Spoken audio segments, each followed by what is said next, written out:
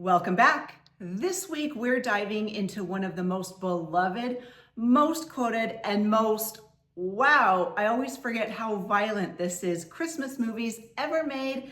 And this week's episode, Home Alone. For 35 years, people, including myself, have adored watching Kevin McAllister turn his house into a suburban war zone and absolutely obliterate two grown men with everything from paint cans to micro machines. It's festive and funny. But with all that love comes a blizzard of complaints, people yelling, "Ah, plot hole," the same way Kevin yelled, "Ah," in the mirror. Today, I am here to clear not only Kevin's name, but the writer's name once and for all, because most of these so-called plot holes aren't actually plot holes if you do something wild.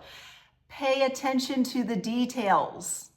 So grab your aftershave, some cheese pizza, and a tarantula. Let's bust these Home Alone myths. Why didn't Kevin's family realize he wasn't on the plane? Ah, yes, and this is the big one. The question everyone loves to ask. How does an entire family get on a transatlantic flight without noticing an 8-year-old is missing? Easy. They counted the wrong kid. Remember that morning? There was a midnight storm, power lines and phone lines were down. Absolute chaos. Kids everywhere, luggage everywhere, adults screaming into the void, shuttle bus workers honking outside. It's the kind of morning where you lose your keys, your patience, and possibly your son. Meanwhile, the neighbor kid, Mitch, wanders into the group like some sort of tiny agent of chaos. When the older cousin, Heather, does the head count, she mistakes Mitch's head for Kevin's. Boom, count complete. And this was in the early 90s. No smartphones, no digital boarding passes, no Find My Son app on our phones.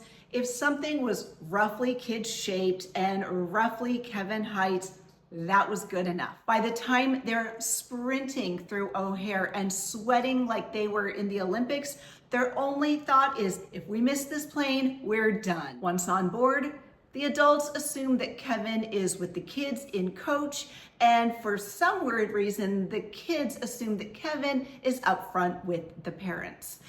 Maybe they're having a chat about the previous evening's shenanigans that kind of led to this whole thing. And it's a classic, "I thought you were watching him" situation. Oh, and that boarding pass mystery, it's a blink and you miss it scene, but Kevin's boarding pass is the only one ruined by the spilled milk.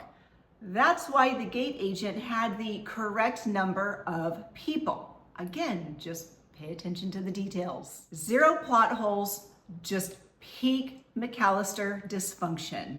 Why didn't Kevin just call the cops? Great question, and here's the short answer. He tried. And here's the long answer. Right after he realizes he's home alone, Kevin picks up the phone and the lines are down. We even hear the repair guy explaining this to Kate as they are in a mad dash to the airport. Could he try again later? Absolutely. But remember, he's 8. The phone didn't work the first time, so his brain just labeled the phone as broken forever. And again, he thinks he made his family disappear, so why wouldn't the phone lines also somehow disappear to wherever his family is? Again, he's 8. So again, by thinking he made his family disappear, he's thinking he committed some kind of sorcery-powered felony. Are you calling the police? I don't think so. Then we have the toothbrush incident. Kevin thinks he accidentally stole a non-ADA approved toothbrush, sees the cops at his door, and panics. Kevin fully believes they're coming to arrest him for dental crimes. Add in 3 days of intimidation from Harry and Marv, the wet bandits, and suddenly an 8-year-old choosing DIY home defense over call the cops makes a lot more sense. Is it logical? Absolutely not. Is it realistic for an 8-year-old? Absolutely. Is it a plot hole? Nope. Why do the McAllisters have a dog door? They don't even have a dog. Again, pay attention to the details. They do have a dog. Kate literally mentions having dropped off the dog at the kennel in the opening minutes as she is on the phone. We don't see the dog, but the movie tells us it exists. Case closed. The burglars should have died. Yes, the wet bandits should have died from their injuries. Scientifically speaking, they should have perished probably at least 6 times throughout the events of this movie, not to mention the trauma inflicted upon them in the sequel. Paint cans absolutely would have sent them into low orbit. But remember, this is slapstick comedy, classic cartoon logic. This is the same universe where a spider on someone's chest results in a screech that could have cracked the Hoover Dam. It's not a plot hole, just movie physics running on Christmas magic and pure spite. Why couldn't Kevin's mom get a flight home? People love to say, they're rich, just buy another ticket. But holiday travel in the 90s didn't care how much money you had. Scranton wasn't a major airport. Combine that with Chicago being the busiest airport in the country at the time, and last-minute flights during Christmas were a nightmare, even if you didn't leave a child behind in suburban Chicago. Kate does ask about a private plane. It's just out of their budget, even for a mob accountant and fashion designer. So the airport hops, jewelry trades, deal making, and eventual ride in the back of a U-Haul with a polka band absolutely makes sense. It's not a plot hole, it is just holiday travel chaos. When did Kevin have time to set up all those traps? People love to complain about this one, saying, he's 8. He only had a couple of hours to set this up. He only knew about the Wet Bandits plan a few hours ahead of time.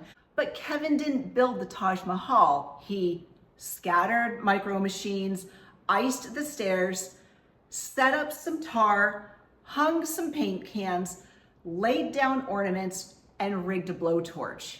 None of this required an engineering degree. It just required creativity and imagination from an 8-year-old, of which was in abundance in the 90s. And he had from approximately 6 p.m. to 9 p.m. when it is established that the Wet Bandits will return.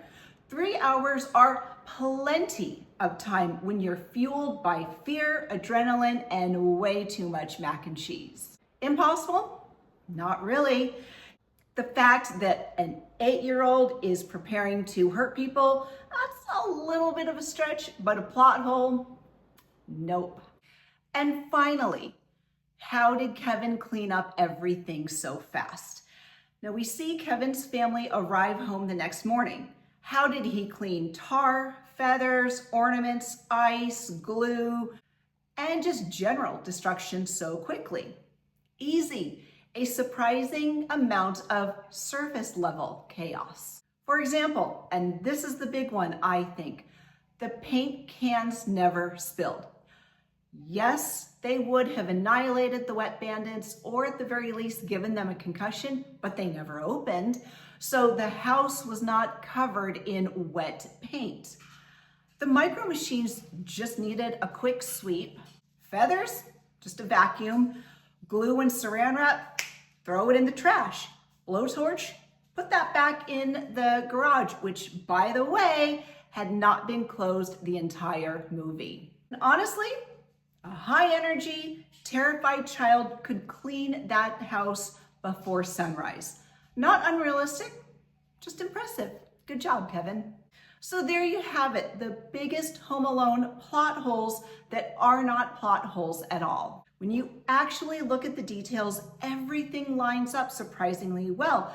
at least for a Christmas movie about a kid transforming into a suburban Rambo. So go ahead and hit that subscribe button like it's a paint can swinging from a staircase, and ring that bell so hard Marv feels it.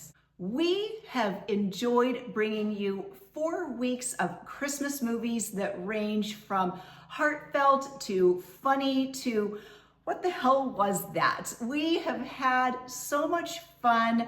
We thank you. If you have not subscribed to the Real Relationships podcast, go ahead and do that. We are on Apple, Spotify, or pretty much wherever you get podcasts.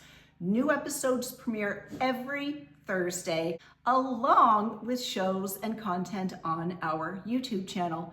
We are also on Facebook, Instagram, Blue Sky, and TikTok, so follow us everywhere so that you get great content pretty much every day of the week.